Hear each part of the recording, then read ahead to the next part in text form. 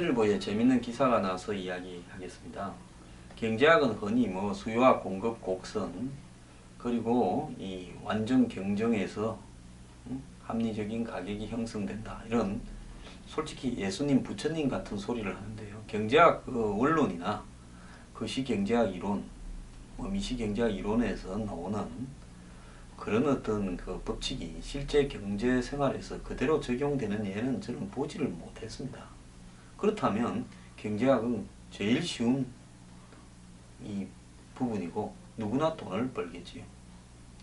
근데 이론과는 다르게 현실은 전부 다르게 흘러갑니다. 그래서 무슨 수리경제학, 무슨 뭐 이런 예측경제학 등이 나오지만은 그런 것도 숫자나 계산으로 될 부분도 또 아닙니다.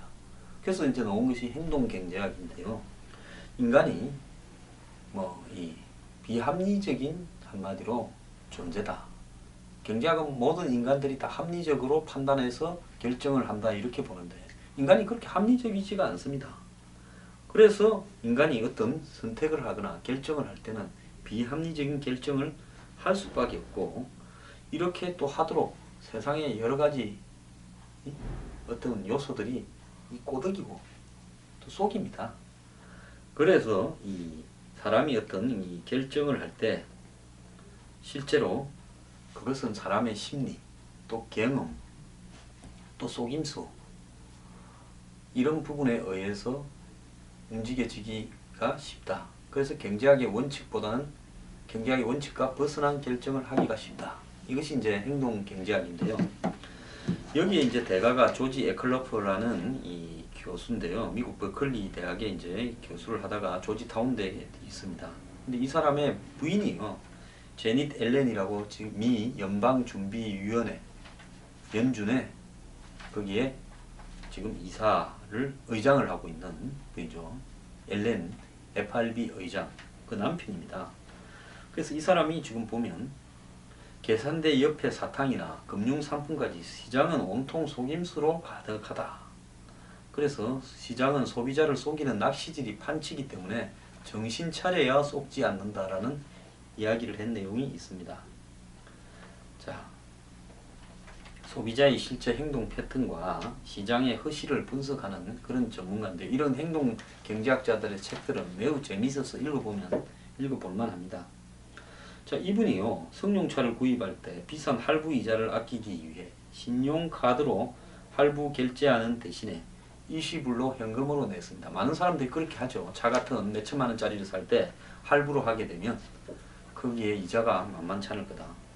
그리고 차에 필요 없는 옵션도 다 사양했습니다. 뭐 썬루프니부터 시작해서 뭐 마사지 뭐 기능 이런 거 다 사양했습니다. 나름 알뜰한 소비라고 이렇게 생각했는데 8,000km를 주행한 뒤 첫 정기 검사를 받자 $1,000, 110만 원이 넘는 돈이 검사 비용으로 청구됐답니다. 구입 비용은 아꼈는데 검사 비용에서 바가지를 쓴 겁니다. 일부 또 이 회사들 보면 외제차나 뭐 이런 거 보면 처음에 차를 살 때 몇십만 원을 무료 그 점검이나 또 소모품 이렇게 교체 등에 있어서 사전에 몇십만 원을 더 내면, 돈 100만 원을 더 내면 나중에 몇 년간 보장해 주겠다 이러면 대부분 사람들이 웃음 내는 그런 게 아까워서 다 거기에 옵션에 가입을 잘 안 하죠. 요즘 뭐 무상 이 소모품 교체, 뭐 수리 이런 게 조금 늘어났습니다만은 얼마 전까지만 해도 호황기에는 전혀 그렇지 않았죠. 자, 에클러프 교수는 제품에 대한 정보에서 소비자는 판매자에 비해 아무래도 불리한 처지에 놓일 수밖에 없다. 자동차 구입비에 검사 비용까지 포함하면 판매 정비사원은 자신의 이익 가운데 절반 이상을 불과 10%의 고객으로부터 얻는다라는 법칙에서 나도 예외가 아니었던 셈이다. 이 사람은 그때 샀던 볼보 차를 아직 타고 다닌다는데요. 저도 스마트폰을 구입할 때마다 제가 호갱이가 되었다, 이렇게 생각을 합니다. 왜 그런가? 이건 도대체 어떤 날은 싸고 어떤 날은 비싸고, 한 번은 갔다가 제가 새 스마트폰을 지금 와서 생각해보면 제가 구입 가격을 다 할부로 뭐 일부 뭐 혜택이 어쩌고 하지만 그 복잡한 내용은 복잡한데 자고한 내가 돈을 다 내고 할부로 내지만 다 내고 낼 돈 다 내고 내 스마트폰 샀는데 기존 내 가진 이 멀쩡한 당시에 아이폰 5를 달래요. 그래서 왜 그런가 생각지도 않고 그냥 줘버리고 왔습니다. 2번이나 그랬어요. 나중에 생각해 보니까 그냥 뺏긴 거예요. 좀 낡기는 했지만 멀쩡한 아이폰을요. 다른 분들 이 인터넷 방송하는 분들 보니까 그거 갖고 녹음 기능으로 잘 쓰더만요. 제가 땅을 쳤습니다. 그래서 이분은요, 이 피싱, 요즘 그 보이스 피싱 하는 거 있지 않습니까? 그래서 피싱의 경제학이라 해서 속임수 경제학이라는 책을 갖다가 썼는데요. 한국에도 지금 나와 있는데 저도 한번 읽어봐야 되겠습니다. 여기 보면 소비자들의 약점을 파고드는 기만이나 속임수를 낱낱이 파헤쳤다는데요. 아이들 눈높이에 맞춰 슈퍼마켓 계산대 앞에 진열된 사탕부터 너무 복잡해서 해독하기 힘든 금융상품까지 시장은 소비자를 호구와 봉으로 만들기 위한 낚시질이 가득하다는 겁니다.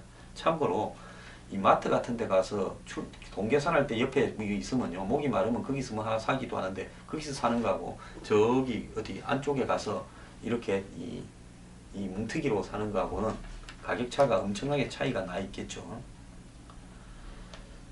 그래서 이 개인정보를 불법으로 빼내서 사기를 치는 피싱이라는 걸 경제학에 이렇게 앞에 이름을 붙여서 책을 내는 부분은, 소비자들은 자신을 위해 구입한다고 생각할 때조차 쥐가 지의 어떤 필요 때문에 구입한다고 생각하고 물건을 사지만 판매자의 속임수에 걸려드는 경우가 많다라는 겁니다. 그러니까 조작과 사기가 예외적인 사항이 아니라 시장 경제에 엄연히 존재하는 중요한 일부라는 겁니다. 일부가 아니라 어떻게 보면 대부분일 수도 있습니다. 제가 이 보험에 들었다가요, 실제로 제가 아파서 보험을 갖다 청구해가 한 번도 돈을 제대로 받은 적이 없습니다. 그래서 우리 사회가 그냥 한마디로 눈 깜짝할 사이에 코베가는 사회인데, 이런 사기꾼이 치면 보이스피싱이거나 사기라고 하지만 멀쩡한 대기업이거나 멀쩡한 회사들이 눈 감고 치면 그거는 그냥 행동경제학이 되는 겁니다. 자, 여러분들 보험 가입했을 때 그 약간 깨알 같은 또 보험 가입하라고 권유한 보험 판매원들 이야기 듣고 가입합니다. 나중에 받으려면 명확하게 안 걸려가 또 명확하게 죽을 병에 걸리거나 외에 보험 받기가 얼마나 어려운가 잘 알 겁니다. 그것만 있겠습니까? 참 이 세상이요, 정말로 이 같은 상품을 백화점에서도 누가 그렇게도 이야기를 하고, 이 핸드폰 파는 사람들도 그렇게 이야기를 합니다. 백화점도 옷을 깎아줍니다. 왜? 자기한테 장기적으로 연결되면서 돈이 좀 있다 싶어서 옷을 많이 사줄 만한 사람한테는 신상도 한 70%, 50% 사이에서 주기도 합니다. 그러면서 어쩌다 한번 갈 것 같은 사람한테는 바가지를 확실히 세우죠. 옛날에 역전 앞에 가서 설렁탕 먹지 마라 그랬죠. 어차피 뜨내기 손님이니까요. 자, 이 스마트폰 사러 가면요, 딱 보고 한 40대 후반, 50대, 60대 초반의 아저씨쯤 되면 이거는 제일 덤터기 세우기 쉽다. 근데 거기에 아줌마쯤 되면 이건 더 쉽다. 호갱이다. 이렇게 생각을 한답니다. 그래서 그런 사람 몇 명한테서 많이 뽑아먹고, 젊은 사람들은 와서 따지고 야같죠. 아주 잘 알고 오죠. 저끼리 정보 교환도 많고 거기는 또 싸게 파는.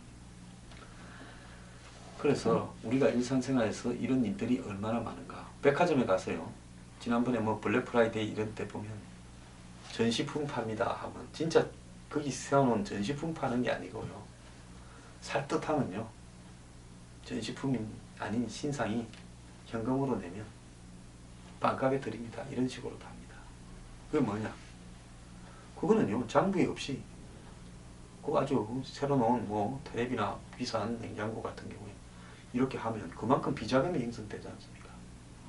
그러니까 장부에 잡지 않고 빼가지고 하는 미끼로서 전시품 팝니다. 그 어떤 사람들은 그냥 같은 텔레비를 사고도 1000만 원짜리를 800, 900에 사면 어떤 사람들은 500에 사기도 하고 이런 겁니다. 그러니까 이 약아져야 되는데 그렇게 약게 사는 게 또 제대로 사는 것인가? 의문도 있습니다. 그래서 참 이제는 이 사기꾼과 피싱 경제학이 구분이 되지 않는 시대에 우리가 살고 있다는 걸 알고 조심해야 되겠습니다.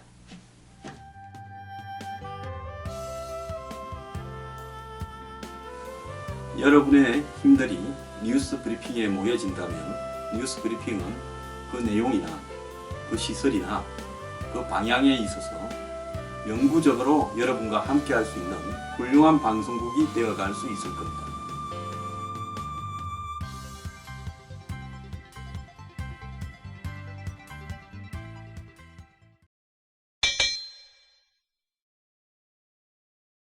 작년인가요?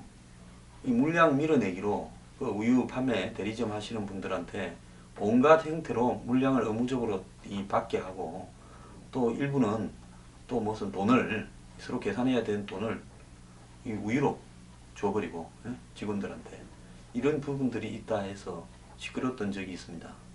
우리 사회는요, 시끄러운 적이 있으면 그걸 끝까지 가서 결과가 어떻게 됐는가 추적하지 않고요, 전부 욕하다가 그 시점만 지나면 끝입니다. 욕할 때는 회장님이고 뭐고 나와가 고개 숙이고 막 이럽니다. 근데 그 시점 지나면요, 손 싹 써가지고 유유히 빠져나가고 내가 당할 줄 알았지 하고 웃고 갑니다. 자, 남양유업의 과징금이 124억이었는데 당초 25분의 1인 5억으로 줄어들었습니다. 자, 슈퍼 갑질로 비판받던 남양유업이 결국은 쥐꼬리 과징금을 받았습니다. 공정위 관계자가 최근에 소회의 의결서가 나왔다면서 매출액을 산정하기가 어려워 과징금 5억을 내렸다. 제가 패거리 자본주의라고요, 그냥 하는 소리가 아닙니다. 과징금 124억 중 119억을 취소하라는 대법원 판결을 그대로 따른 겁니다. 자, 미국의 철도회사에 서민들한테 비싼 가격 미기니까 그 규제위원회가 그걸 규제하려고 하니까 재판에 사법부의 판사들이 철도에서 편들어 준 거하고 뭐가 다릅니까? 재판부는 유통기한이 얼마 남지 않았거나 판매가 잘 이루어지지 않는 일부 제품만 구입을 강제한 것일 뿐 전체 품목을 구입을 강제했다고 볼 수 없다고 유통기한 남지 않은 일부만을 계산을 해서 그렇게 했겠죠. 자, 남양유업은 2014년 본사 영업사원이 현 한 대리점주에게 욕설과 폭언으로 물량을 떠넘기는 녹음 파일이 인터넷을 공개되면서 갑질 논란을 일으켰는데요. 공정위는 조사를 통해 남양유업이 전국 1,800개 대리점의 우월적 지위를 이용해 유통기한이 임박한 제품과 주문하지 않은 제품을 강제로 할당에 구입하도록 했고, 판촉사원 임금까지 대리점이 절반 이상 부담케 했다고 과징금을 세게 매겼습니다. 그런데 법원이 강제 할당 시기나 할당 대리점 자료 부족을 이유로 전체 매출을 기준으로 과징금을 부과한 것은 문제가 있다고 보고 119억을 취소 판결했고요. 그래서 공정위가 대리점을 상대로 주문 수량 등 부당 행위를 확인할 수 있는 로그 기록 확보에 나섰지만은 대리점 컴퓨터가 대부분 교체되었거나 노후로 고장이 난 상태에서 이 과정에서 남양유업의 관련 기록 은폐 의혹이 제기되기도 했습니다. 아니, 사고 팔고 한 돈이 중요한 거지 이런 컴퓨터 기록이 중요합니까? 지난해 국정감사 현장에서요, 남양유업이 전산발주 프로그램을 업데이트하면서 대리점주들의 피해를 밝혀줄 로그 기록을 복구가 불가능한 상태로 만들어버렸다. 그런 게 확인됐다고 이야기도 나왔습니다. 공정위는 밀어내기 대상 품목의 매출과 수량이 전체 매출에 영향을 주었는지 확인해야 되는데 대부분의 기록을 찾을 수 없어서 쥐꼬리 과징금을 할 수밖에 없었다 이럽니다. 여러분, 세상이요, 쉽게 절대로 안 바뀝니다. 이 패거리 자본주의가 절대로 잘 안 망합니다. 남양유업이 입증하고 있습니다.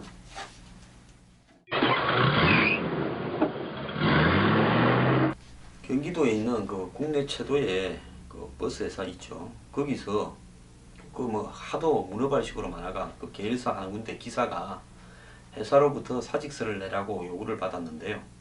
주유소에서 주유하고 나오다가 화단에 범퍼를 살짝 긁혔다는 게 이유랍니다. 주유하던 직원이 회사에 보고할 줄 알았지만은 회사는 사고 사실을 숨겼다고 사표를 내라 했다는 거예요. 그래서 이 기사는 정말 사고 같지 않은 일로 사실상 잘렸다며 문제를 호소했는데요. 회사 차고지 주유소에서 문제가 발생했고 기름 넣다가 그 다음에 그 직원이 다 보고할 줄도 알았고 이렇게 할 줄 몰랐다는 겁니다. 이 KD그룹은 사고를 낸 버스 기사들에게 사직을 강제하거나 무급으로 주차장 정리를 시키는 등 부당 노동 행위를 해왔다고 합니다. KD그룹 A 계열사의 단체 협약서를 보면요, 성무사원이 부주의 등으로 사고를 내도 회사는 해당 기사에게 구상권을 행사할 수 없도록 하고 있는데, 사고를 보고하지 않으면 이 재산상 책임을 물릴 수 있도록 해서는 사표를 쓴다 한 규정은 없다고 합니다. 그리고 종업원을 해고하려면 한 달 전에 해고를 해야죠. 하지만 일부 기사들이 전한 내용은 달랐다고 하는데요. 사고가 난 뒤 보고가 늦거나 하면 당장 사직서를 내라고 압력을 행사한답니다. 자, 그래서 사직서를 내지 않더라도 띠를 두르고 일주일가량 무급 주차장 정리, 정류장 그리질스 캠페인을 벌리도록 하는 등 부당 행위가 빈발하다는데요. 스스로 그만둔 것처럼 하려고 사직서 제출 사유를 개인 신상이라고 꽂혀 적으라고 말도 한답니다. 자, KD그룹은 아니라고 부인했습니다. 근데 범퍼가 기름 넣다가 살짝 끓였는데 사표를 받는다. 자, 이 부분요, 반드시 어느 말이 옳은지 진상이 좀 밝혀져야 됩니다. 세상이 이렇게 악랄하게 진행이 되면 안 되죠. 저는 노동자의 부당한 요구나 과도한 요구, 그 다음에 패거리 지어서 돈 뜯어내는 요구도 굉장히 비판받아야 되지만은, 사주들이 이런 짓거리를 하는 행위도요, 이 엄격하게 처벌받아야 된다고 봅니다.